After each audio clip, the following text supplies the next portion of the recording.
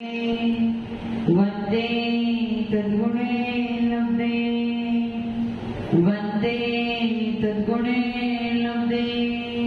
जो लोग पंच परमेश्वर भगवान की देवादि देवादिनाथ भगवान की अंतिम शक्तिपति महावीर स्वामी भगवान की परम पूज्य गुरुदेव जी आदि सगर मावे के दिव्य मत सगर संगति सगर जी महाराज की परम पूज्य गुरुदेव जी सुंदर सगर जी महाराज की द्वादशाम जिनवाणी माता की।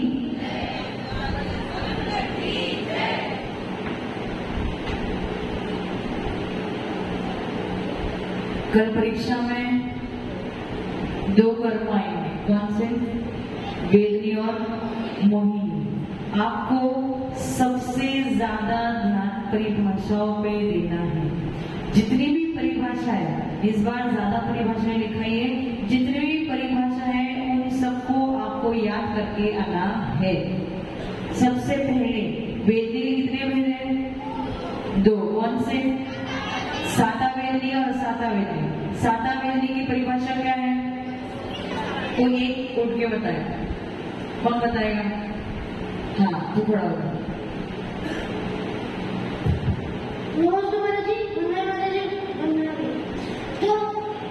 धीरे धीरे जो सुख की सामग्री है। तेरे को तो सब याद है, इन लोगों को कुछ याद नहीं है, इसलिए धीरे धीरे बोल ताकि तेरे शब्दों को सुन के इनको याद हो जाए। जो सुख की सामग्री देता है। जो सुख की सामग्री उपलब्ध कराता है अथवा दुख की सामग्री का प्रतिकार जो करता है वो कौन सा कर्म है?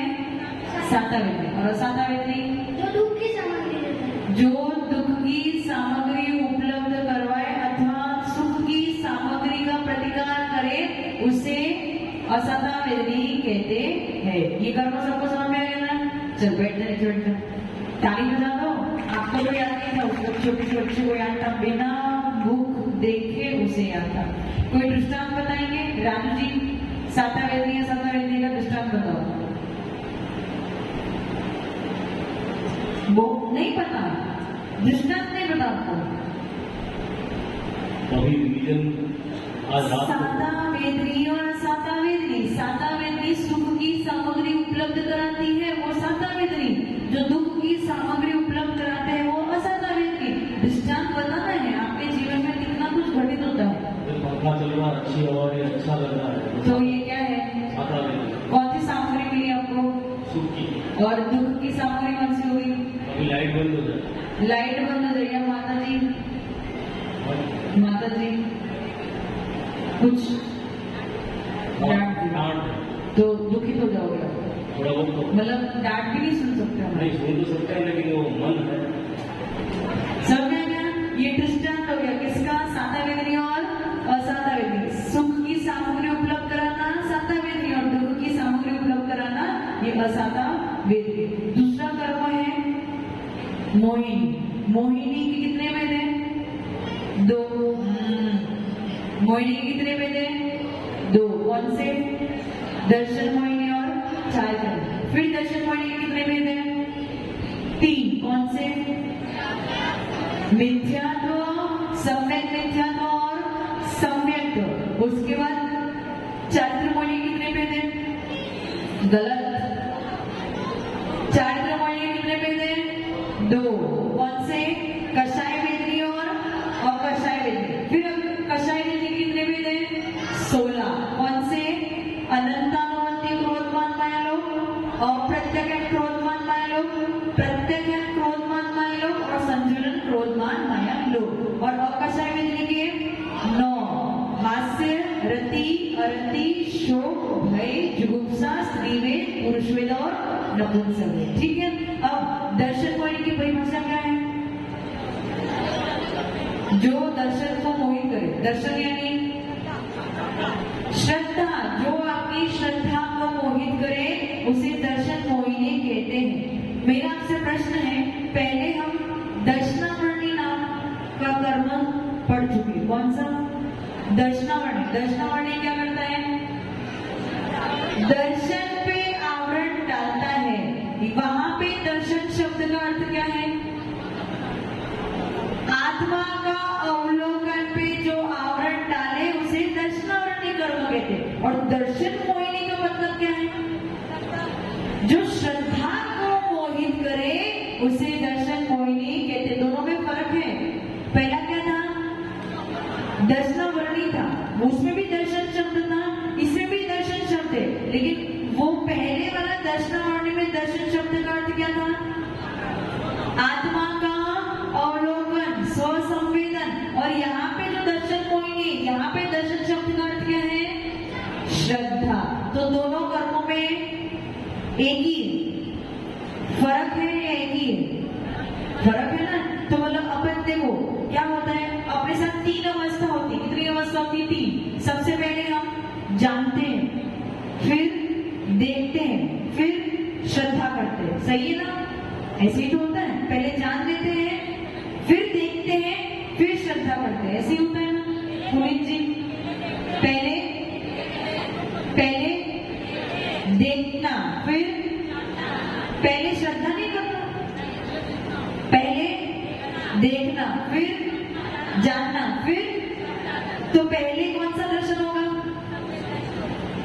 सम्यक दर्शन नहीं। पहले कौन सा दर्शन होगा? अभी जो दर्शनावरणी और दर्शन मोहिनी की बात चल रही है, उसमें से पहला दर्शन कौन सा होगा?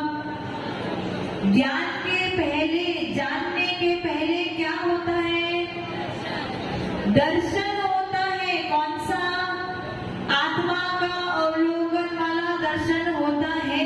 पहले आत्मा का अवलोकन होगा, फिर बाहर में वस्तु को जानेंगे, फिर उस पे श्रद्धा करेंगे। तो जो पहला दर्शन हुआ वो कौन सा है?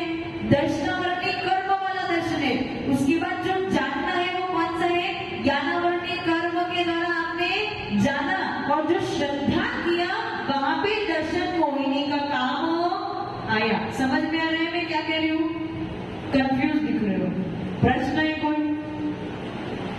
वो क्या क्लास अटेंड करी नहीं है इसलिए? ये पहले भी मैंने मोहिनी जब प्रारंभ किया था तभी भी मैंने दो कर्मों के भेद बताए थे कि दर्शनावरणी कर्म और दर्शन मोहिनी है। इन दोनों में जमीन आसमान का फर्क। दर्शन जो आत्मा का अवलोकन है वो किसके लिए जरूरी है?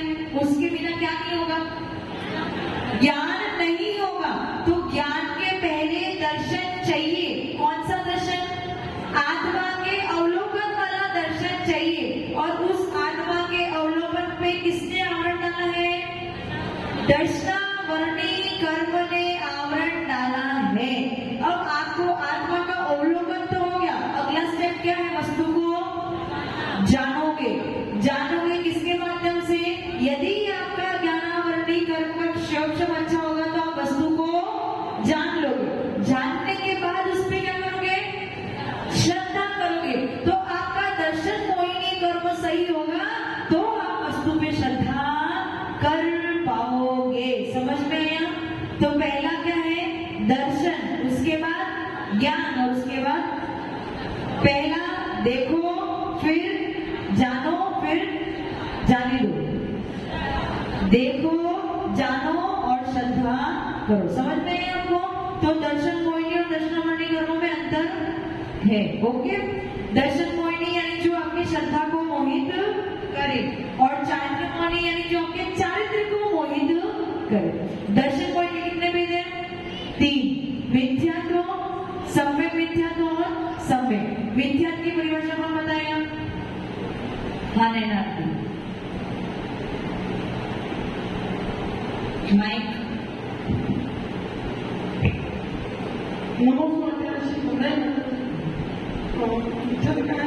तो सच्चे आप तो आकर पदार्थ की श्रद्धा न करने थे, अर्थात यथार्थ स्वरूप का बोध न होने थे, इसे मिथ्या करने थे। सुना आपने? जो सच्चे आप यानी देव, आगम यानी शास्त्र, और पदार्थ मतलब जो वस्तु जैसी है वैसा का वैसा जो बोध ना होने दे वो कौन सा कर्म है? मिथ्यात्व। दूसरी परिभाषा क्या बताई? दूसरी परिभाषा क्या बताई आपने? जो यथार्थ वस्तु के यथार्थ स्वरूप का बोध न होने दे उसे मिथ्यात्व कर्म कहते हैं। तीसरी एक और परिभाषा बताई थी मैंने, जो उल्टा मानना यानी विपरीत मानना। जो वस्तु जैसी है उससे विपरीत मानने को भी मिथ्यात्व कर्म कहते हैं। समझ में आ गया? ये कितने भी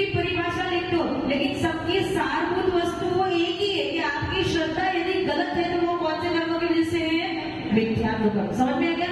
दूसरा कर्म कौन सा है? सम्यक मिथ्यात्व। सम्यक मिथ्यात्व।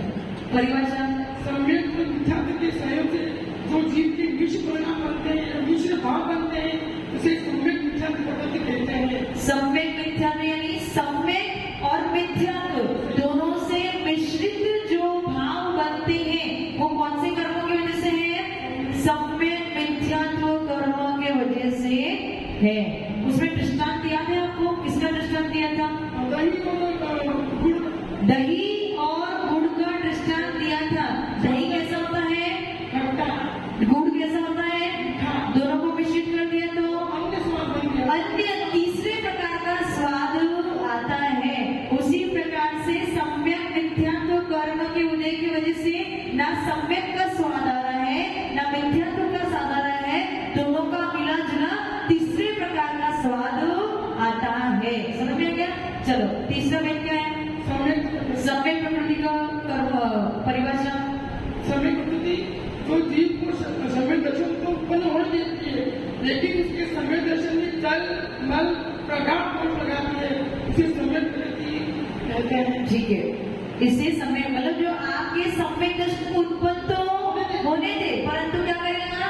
जल मल और अगाढ़ दोष लगाएगा। ये कौन सा कर्म है? सम्यक। ताली बजा दो। याद हो गया ना सबको? चलो, मिथ्यात्व कर्म का उदय कौन से गुणस्थान में? पहले गुणस्थान में। सम्यक मिथ्यात्व का तीसरा गुणस्थान और सम्यक प्रकृति का चौथा। चौथे से सातवें गुणस्थान तक सम्यक प्रकृति का उदय पाया जाता है। इतना क्लियर है ना? मिथ्यात्व कर्म क्या करेगा? आपको सच्चे देव, सच्चे शास्त्र, सच्चे गुरु की बात पे श्रद्धा। पृथ्वी कैसी है? पृथ्वी गोल है ना? गोल है ना राजू जी? यही तो स्कूल में पढ़ा है आपने। गोल ही है ना, सीधी तो नहीं है? हैं? सीधी करोगे तो मिथ्यात्व हो जाएगा। पृथ्वी को गोल घुमाओगे तो मिथ्यात्व हो जाएगा, क्योंकि पृथ्वी कैसी है? कैसी है? फ्लैट है, सीधी है, तिर्यक है। किसने बताया? माता जी ने बताया। किसने बताया?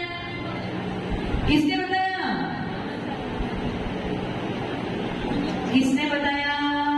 हम आपको किनकी वाणी सुना रहे हैं? सर्वज्ञ भगवान ने बताया, केवली भगवान ने बताया। क्या हुआ?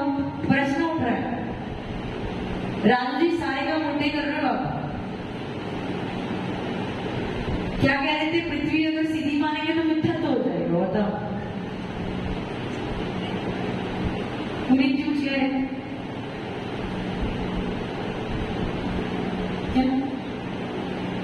पृथ्वी बच्चे, पृथ्वी किस पे टिकी है?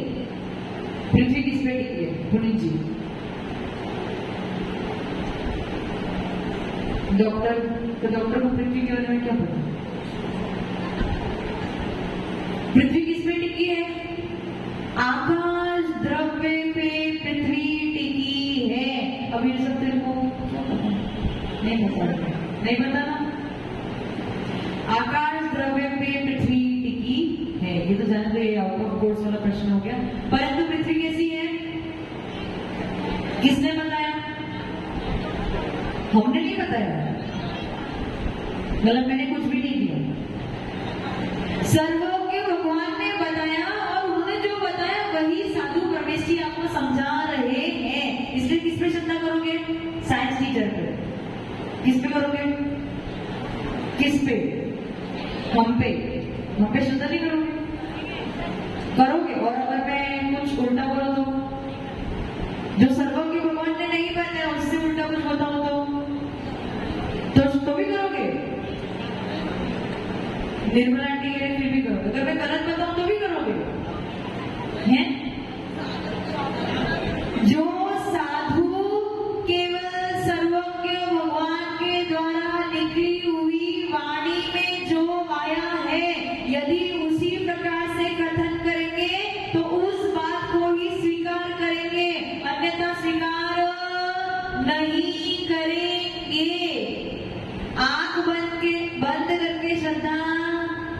जब तक हमें ज्ञान नहीं है तब तक गुरु पे श्रद्धा करो, लेकिन जिस दिन आपको शास्त्र में गुरु ने जो बताया उससे अलग कुछ मिल गया तो उस दिन किसकी पे श्रद्धा करना? फिर शास्त्र पे, क्योंकि शास्त्र किनके द्वारा रचित है?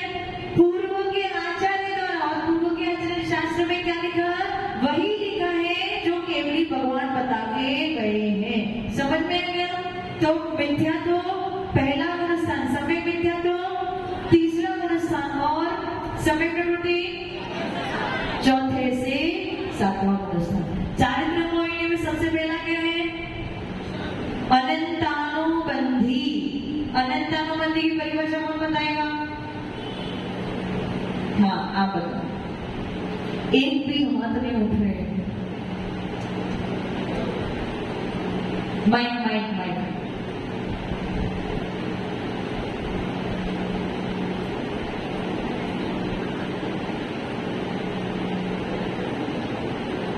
चालू नहीं।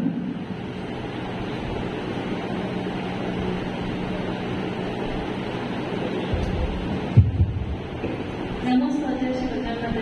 जो अनंत संसार का बोध कराए उसमें भ्रमण कराए वो अनंतानुबंधी कशा है। जो अनंत संसार का बोले, जो अनंत संसार का बंधन कराए अथवा जो मिथ्यात्व की संगिनी है उसे अनंतानुबंधी कषाय कहते हैं। उसके कितने भेद हैं? 4। कौन से? अनंतानुबंधी क्रोध, अनंतानुबंधी माया, अनंतानुबंधी माया, अनंतानुबंधी लोभ। अनंतानुबंधी क्रोध कैसा है? शीला की रेखा है। शीला की रेखा। मान शीला जैसा, शेर शेर जैसा। जैसा। फिर माया, माया बांस के जड़, बांस की जड़ की जैसी। और लोभ, कृमि राग। कृमि राग यानी वो रेशम का कीट होता है, हाँ। उसकी विष्ठा होती समझ में आ गया ना? और अनंतानुबंधी कौन से गुण से कौन से गुण में होता है? है। ये एक से लेके 10। दूसरा, पहला और दूसरा। पहले और दूसरे गुण स्थान में अनंतानुबंधी 4 कषाय पाई जाती है। बैठो, चलो अप्रत्यज्ञान कषाय की परिभाषा देख के ही बता दो। हाँ विजेता जी,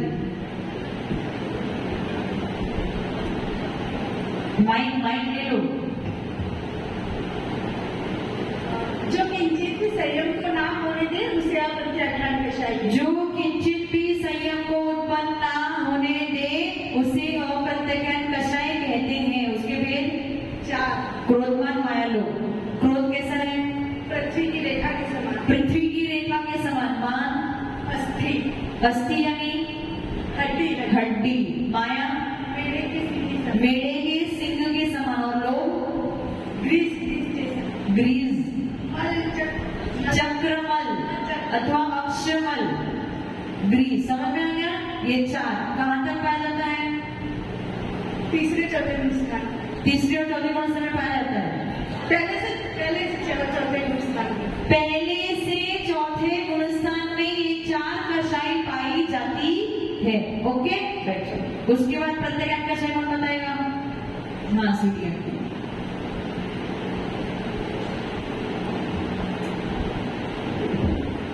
याद कर लो, एग्जाम तो देना है, भले लड्डू बनाने हो सेव बनाने हो। ये अरुणा आंटी कह रही थी मेरे घर पे वो 10 लक्षम की तैयारी करनी है, उसने लड्डू बनाना है, सेव बनाना है, पापड़ बनाना है, सब बनाना है? वो 10 दिन उनके पास टाइम नहीं रहेगा ना, बच्चों को नाश्ता वास्ता चाहिए तो मुश्किल। वो एक आसन में सब डिब्बे सामने लेके बैठेंगे और डिब्बे में से सब निकाल के एक साथ, मतलब एक ही टाइम खाना है तो सब उसी समय में जितना ले सके उतना। क्या अरुणा आंटी तो उनकी तैयारी नहीं कर रही है। अरुणा आंटी का तो फिक्स हो गया है कि अपने संग में रहेंगी 10 दिन। उषा जी भी देंगी पेपर, उन दोनों का फिक्स। निर्मला जी और अरुणा आंटी का फिक्स हो गया, वो अपने संग में रहेंगी 10 दिन, अपने साथ ही आहार करेंगे, अपने साथ ही भोजन, अपने साथ ही प्रतिक्रमण सामयिक सब करेंगे 10 दिन। 10 दिन के बाद अगर अच्छा लग गया तो और वैसे तो अपने बच्चों की तैयारी करनी है कि टिफिन में सब डिब्बे तैयार करना है, पर एग्जाम तो देनी पड़ेगी। हाँ नवोस्मृते मंदारकांडाची पूर्ण हुई है। प्रत्याख्यान जो जीव को संयम धारण नहीं करने देते हैं, वो प्रत्याख्यान संयम यानी कौन सा संयम? जो महाव्रती है, प्रकट संयम धारण नहीं। जो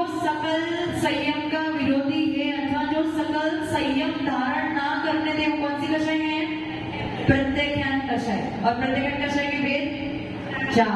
कौन से गुणस्थान से कौन से गुणस्थान में? पहले से 5वें गुणस्थान में। क्रोध कैसा है? ओम धूली की रेखा के समान। फिर मान कास्ट यानी दूसरा नाम क्या बताया था मैंने? नाम क्या बताया था? दारू। फिर माया गौमूत्र के समान। और लोभ कीचड़ के समान। समझ में आ गया? ठीक है, बैठ जाओ। अब संजुलन कषाय कौन बताएगा? रोज नाम कटवाते रोज। हाँ, खड़े हो जाओ पुनीत जी। देख के ही बता दो, एग्जाम थोड़ी ना हो रही है। याद है? माइक दे दो।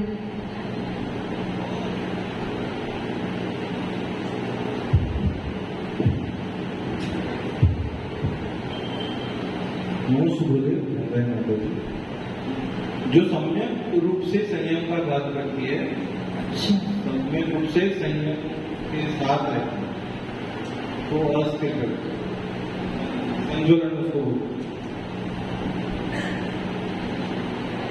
जो सम्यक रूप से संयम के साथ प्रज्वलित रहती है उसे संजुलन कषाय कहते हैं।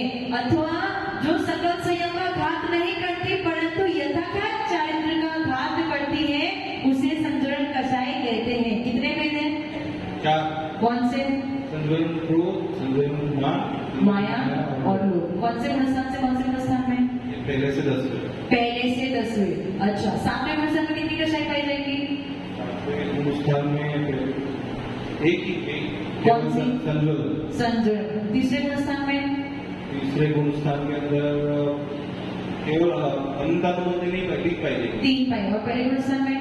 केवल अनंतानुभूति। केवल अनंतानुभूति। 4। चारों ही कषाय पहले गुणस्थान में पाई जाएगी। संजुलन क्रोध कैसा है? क्रोध है जल की रेखा। मान लता जो बेल लता। और उसका दूसरा बेल मैंने एक और बताया था, एक और शब्द बताया था, पिची। बेल। ठीक है। फिर माया कीचड़ खुरपे के समान। और लोग कीचड़ के समान। माया मैं हल्दी के समान। हे भगवान, बच्चे लाख गुना अच्छे।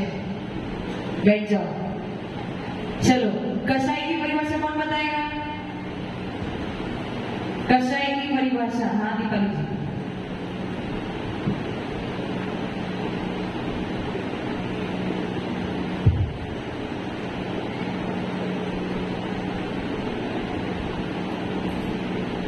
नमोस्वाचार्य बंधाई पद्धति जो शुद्ध रूपी धान्य को उत्पन्न करने वाला गर्भ रूपी खेत को जोतता है उसे कषाय कहते हैं। जो सुख दुख रूपी ध्यान को उत्पन्न करने वाले कर्म रूपी खेत को जो जोतता है उसे कषाय कहते हैं। दूसरी परिभाषा, जो आत्मा को कसे उसे जो आत्मा को कसे उसे कषाय कहते हैं। दृष्टांत क्या दिया था? कषाय ये शब्द आया कहां से? मैंने बताया कषाय श्लेषम गम क्या करता है? चिपकाता है। दो वस्तु को चिपकाता है। तो आप जितनी कषाय करोगे तो उससे क्या होगा? कषाय नहीं आएगी। क्या कषाय करोगे तो क्या आएगा? कर्म आएंगे और आत्मा से कौन चिपकाएगा? कषाय चिपकाएगी। दूसरा क्या बताया था? पेड़ के स्कंद से कषायली वस्तु निकलती है। यदि वो अपने कपड़े पे रंग लगा दे तो उसको धोने पे भी वो रंग उसी प्रकार से यदि आपको कषाय का रंग चढ़ गया तो फिर उसे मिटाना बहुत मुश्किल होता है। समझ में आ गया? कषाय की ये कषाय शब्द कहां से है? एक तो श्लेषम यानी गम क्या करता है? दो वस्तु को चिपकाता है। उसी प्रकार से आपकी आत्मा में कषाय है तो वो कषाय क्या करेगी, कर्मों को आपकी आत्मा से चिपका देगी। इसीलिए कषाय इस शब्द का उपयोग किया गया। दूसरे कषाय के लिए क्या बताया था, जो पेड़ के स्कंद से कषायनी वस्तु निकलती, यदि वो आपके कपड़े पे लग जाए तो उसे धोना नामुमकिन है। उसी प्रकार से कषाय का रंग यदि आपके सर पे चढ़ गया तो उसे छोड़ना बहुत बहुत बहुत मुश्किल है। समझ में आ गया, समझ में आ गया ना। अब गुणस्थान की परिभाषा कौन बताएगा, धनपाल जी। गुणस्थान माइक दे दो, इधर आके।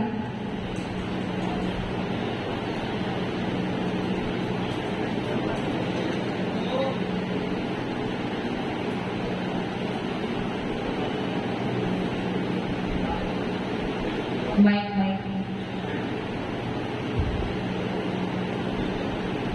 अभी भी नहीं। बंदाई माता जी, योग और मोह के निमित्त से जो तारतम्य स्थापित होता है, किसमें तारतम्य होती है, दर्शन और चारित्र में। दर्शन और चारित्र क्या है, क्या है, मोह के रूप में जो मोह और योग से जीव के दर्शन और चारित्र गुण में जो तारतम्यता होती है उससे गुणस्थान कहते हैं। कितने होते हैं गुणस्थान, 11 गुणस्थान। दो दिन नहीं चल, दो गुणस्थान नहीं, 2 दिन नहीं चलता चलेंगे। नहीं, ये तो बहुत पहले बताया था। 14 गुणस्थान होते हैं। श्रावक के कितने गुणस्थान हो सकते हैं, श्रावक के 1 से 4।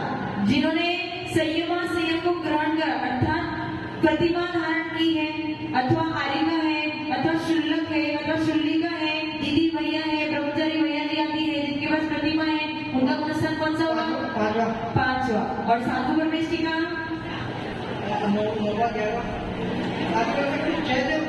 6 से ऊपर 14वें गुणस्थान तक साधु परमेष्ठी रहते हैं। सिद्धों का गुणस्थान, उनका कोई गुणस्थान ही नहीं होता है। गुणस्थान केवल संसारी जीवों का ही होता है। बैठ जाओ, समझ में आ गया सबको, सबको समझ में आया ना, आ रहा है कि नहीं आ रहा है। किसी को कोई प्रश्न पूछना है, हाँ पूछो। Mike mic.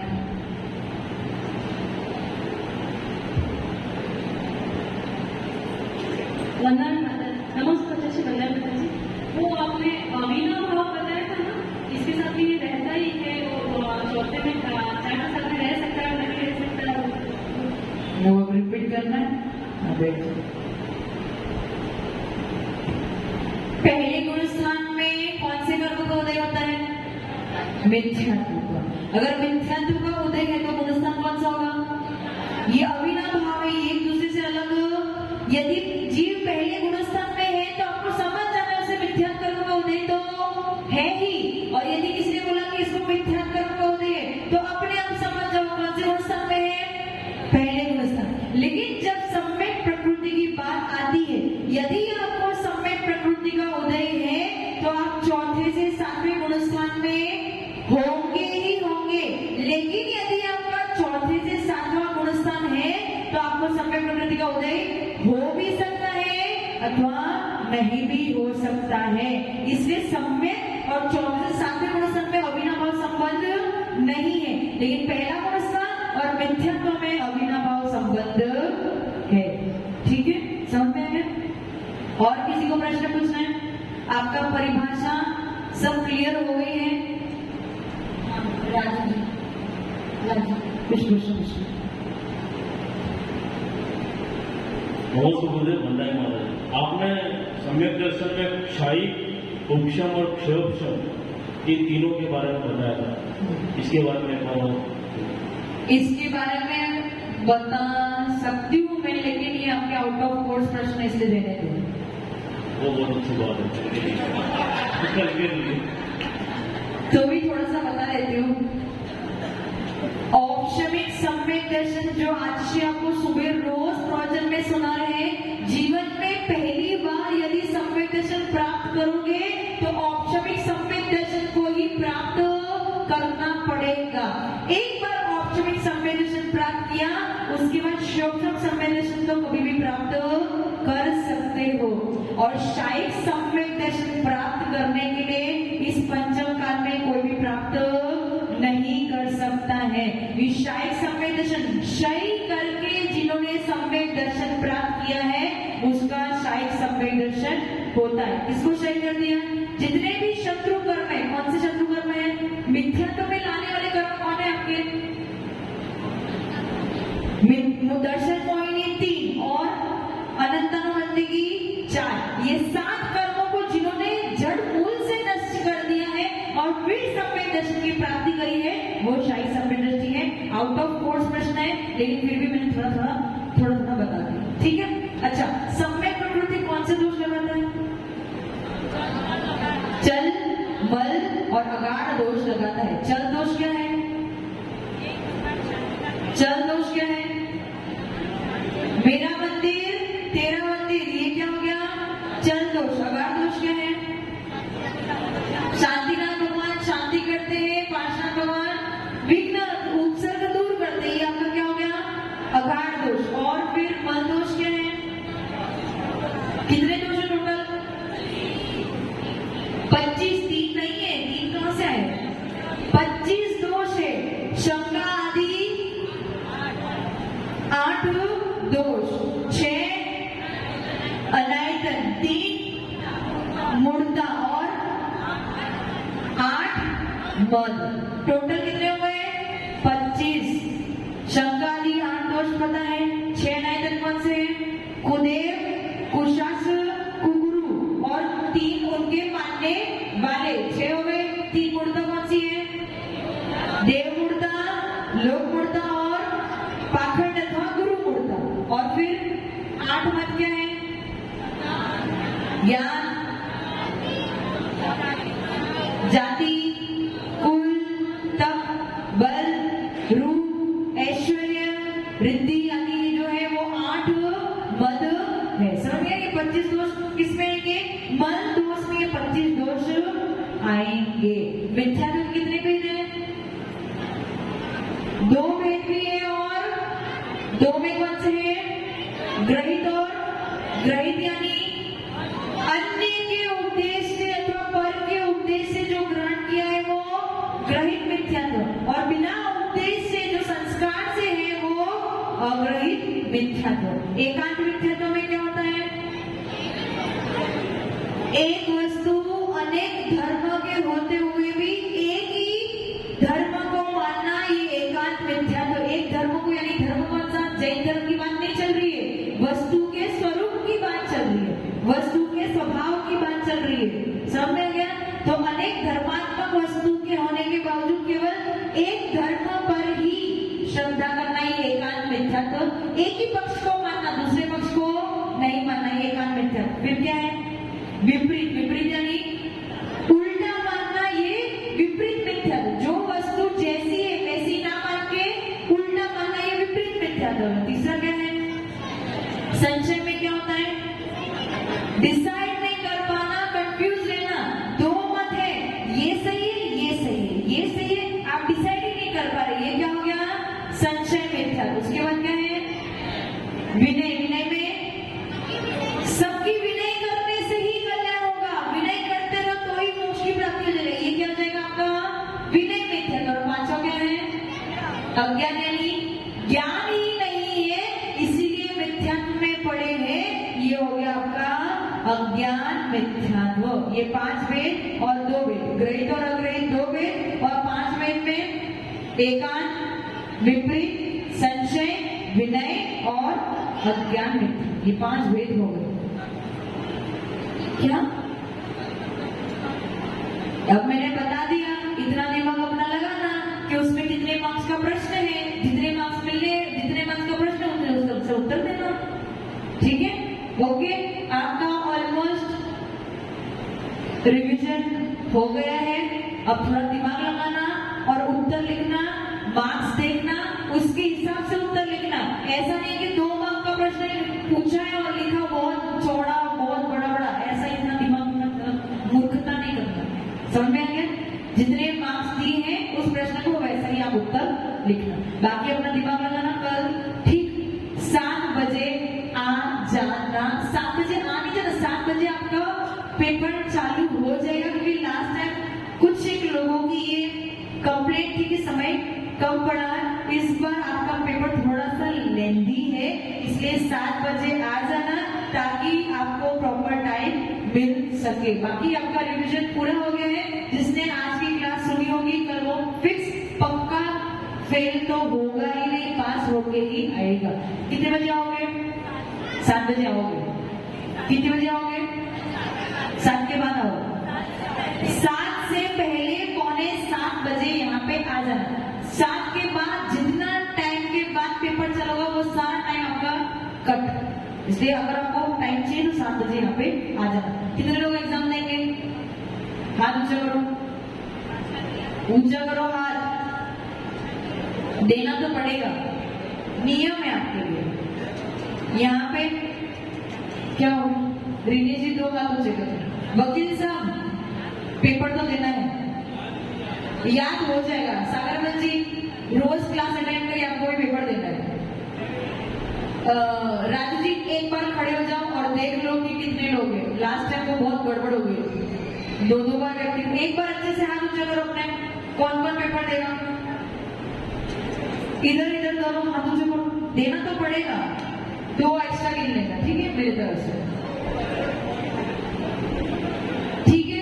ऑलमोस्ट अंदाजा हमें बता देना। आज ने नियम दे दिया दोनों को, अंदाजा अपने हिसाब से बता देना मुझे कल, ताकि लास्ट टाइम जैसी प्रॉब्लम ना हो 2 बार, ठीक है? ओके। पंकज जी हैं और वो हमारे काम गए, सागरलाल जी है, बिहारी लाल जी है, वो मनोहर लाल जी है, वो कहाँ चले गए? हाँ बलबीर जी है, आपको देना है, ठीक है। आंटी आप नहीं, ठीक है बलबीर जी देंगे। चलो ओम नमः कौन? साधना जी तो देंगी, दोनों हाथ से देंगी वो। रिने जी भी दोनों हाथ से देंगे। क्या साधना जी की पुत्रवधू वो आज इसलिए आई है क्योंकि उनके माता पिता पधारे आज, इसलिए आई है, आपके लिए नहीं आई। पुत्रवधू आज माता जी का प्रश्न है कि साधना जी की पुत्रवधू कितने दिन बाद आई है? ऐसा साधना जी की पुत्रवधू हो गई, उषा जी की पुत्रवधू हो गई, ये सब बहुत दिनों के बाद आए। चलो ठीक है, आप लोग सब कल क्या लेके आओगे? पेन। संतोष जी तो अमित जी पेपर देंगे, बता देना उनको, ठीक है? चलो ओम नमः सीधे भी पेन लेके आना और पेन लेके आना, बस इसके अलावा कुछ भी नहीं लाना। चलो एक बार सरस्वती माता के चरणों में जाप करेंगे, नमन करेंगे। ओम प्रेम